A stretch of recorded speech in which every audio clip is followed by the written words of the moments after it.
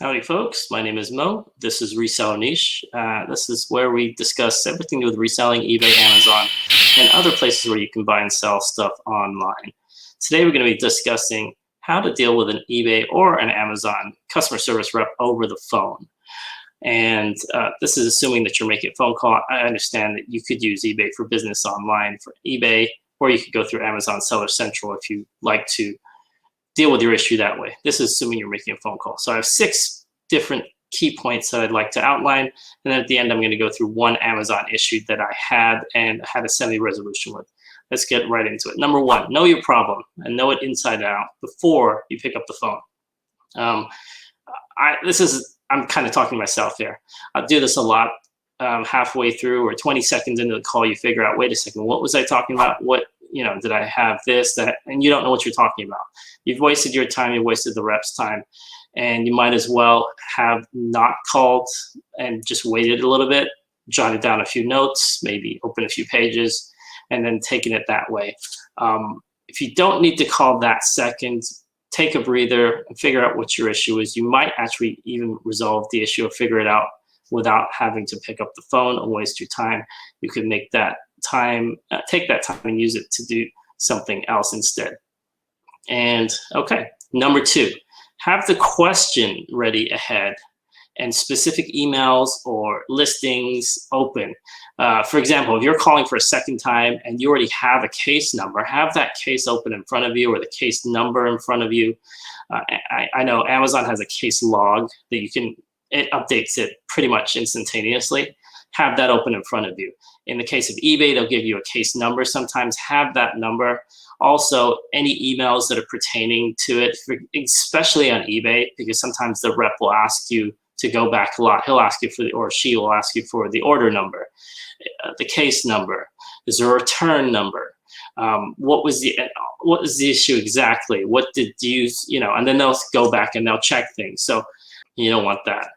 Okay, number 3, be prepared for an unhelpful or an unfortunately sometimes lazy customer service rep. Sometimes customer service reps are overworked, they're busy, they're human, maybe not listening to you, maybe they think that they've answered the question, or they can answer the question without even having to listen to you. I had a rep a couple of days ago, and he put me on hold before asking me any information. And the first thing I was trying to yell on the phone, don't you need my order number? Don't you need this? And he'd already put me on hold. That was somebody that was new. I could tell once he came back because he asked me some very basic questions. So just be prepared for that. You may have to hang up and call back again, especially for eBay or Amazon. To be honest, either one. And it happens. Try and be nice. Maybe you just need to get off the phone and get back on, or like I said, you could go, eBay for business on Facebook or go through Amazon Seller Central and type in your answers or your questions. Be prepared for that, unfortunately. Number 4, if you have more than one issue, have those ready. Usually I don't like to call unless it's a real issue that I can't resolve myself. And it's something that I'm going to be able to take it's worthwhile to spend my time doing this. So I'm going to have, if I have multiple issues, multiple cases, I'm going to have those ready to go as well. Don't wait and say, oh, you know what? I think I had something from last month, blah, blah, blah. You've just wasted your time, and don't do that. Have your second or third issue ready if and then possibly if they were helpful in the first one, they'll most likely be more likely to help you on the second one.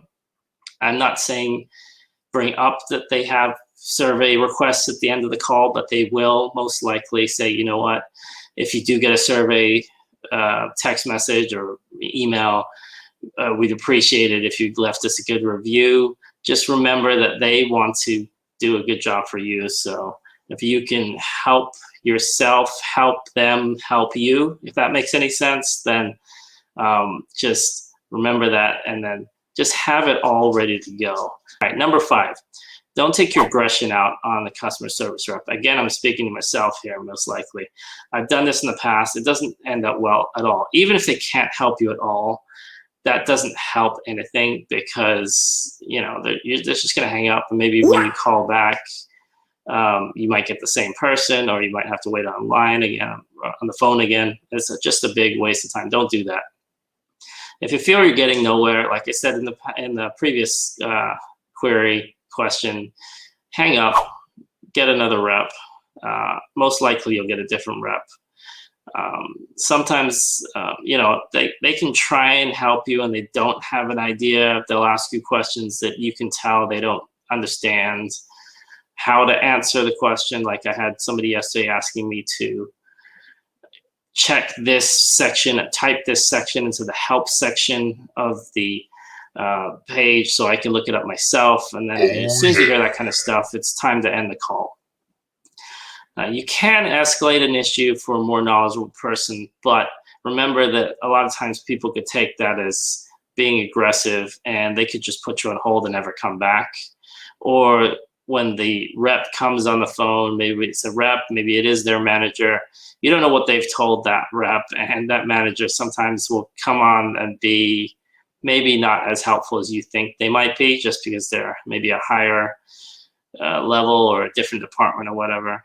A lot of times they'll just put you on hold and you'll just start all over again. So back to square one. So I wouldn't do that.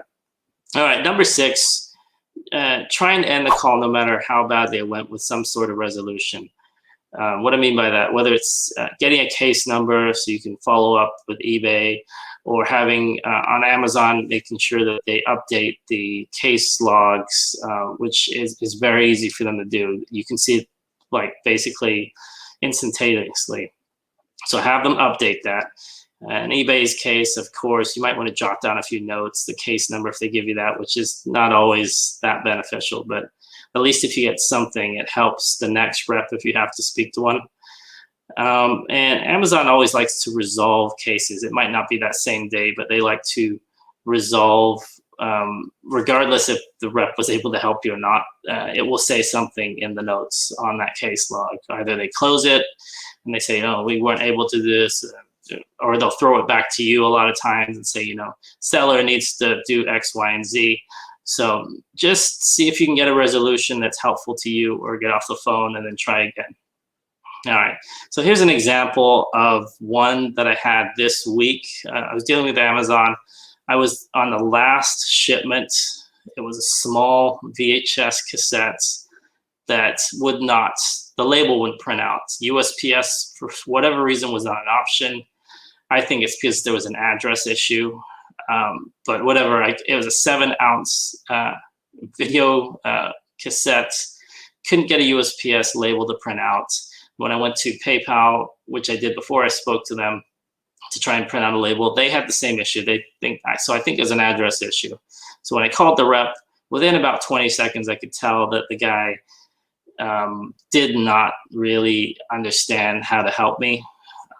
He was asking me a lot of questions about clearing my cache in my browser, a lot of stuff that wasn't direct, which, you know, all this stuff could have been helpful, but it wasn't, because I tried to explain to him, this is the very last shipment, you know, and that I need to ship this out today, because it was a Friday shipment, I think, and then, or a Friday item that was sold, and it was Monday, so I needed to ship it out that Monday.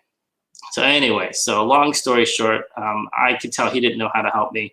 I just had him log the case log down, and then I was just I asked him a few questions to see if he could do this, do that. He just kept putting me on hold, and every time he came back, he would ask me to go to the help page, or, you know, can you try typing this again? Oh, can I get that order number one more time? So that kind of stuff. I wasn't gonna poke the bear. I knew that he didn't have an idea. I didn't have a clue. When I asked him about speaking to somebody, you know, can I speak to somebody I asked if I could speak to somebody in the shipping department, even though I know there isn't one. I'm just trying to be nice and not say, can I speak to your manager? Because that sounds like I'm reprimanding him. So anyways, he said, you know, somebody will call you back in the next 4 hours. It looks like a glitch, which is something I said to him at the beginning of the call, and he just, you know, which is fine, whatever. Anyways, so long story short, I was able to kind of figure out an issue resolution on my own, and he kind of just repeated it back to me and added it to the case log notes. So I was ended up having to cancel, refund, reprint a label, which took a while because for whatever reason, I think it was just an internet issue or a glitch for that hour period. And after an hour or two, it worked. So anyways, when the rep called me back the next day, it sounded like a manager or something like that. She was pretty nice. At the first couple seconds, she sounded kind of aggressive. But when I explained to her, you know what, the guy just wasn't able to help me for whatever reason, and it's not a big deal. Then she kind of relaxed a little bit, and then she actually opened it as they're going to start supposedly they're going to start some kind of they're going to write down this case and use it for future reference. That's what the manager says. So I'm sure she's just making all this up, but whatever. So long story short, I was able to get it off the record. I just didn't want a unshipped item, a canceled item for no reason. And I wanted that in the system. And that's what that rep couldn't do, what his manager was able to do. So that's why I said being nice to the first guy, at least the second guy could help you out and you're done with it. So anyways, that is my 6 tips plus a little summary for dealing with eBay and or Amazon reps. Like this video, please check out other ones, or we'll see you in the next one. Bye. Bye.